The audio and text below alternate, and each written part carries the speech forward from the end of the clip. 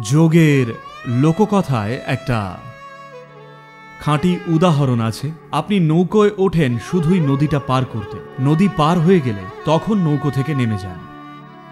কিন্তু যদি আবার মাঝ নদীতে এসে ভাবেন যে নদী পার করে ফেলেছেন আর নৌকো থেকে নেমে যান, তাহলে ডুবে যাবেন। পায়ের নিচে যেন শক্ত মাটি থাকে নৌকোটা ছাড়ার আগে। আর আপনাকে শক্ত মাটিতে থাকতে হবে নৌকোতে ওঠার আগেও। দুটোই গুরুত্বপূর্ণ। শক্ত মাটিতে দাঁড়ানোর তুলনায় নৌকো বেশি টলমল করলেও আমরা নৌকোয় চড়ি, কারণ আমরা অন্য একটা ভূমিতে পৌঁছানোর চেষ্টা করছি।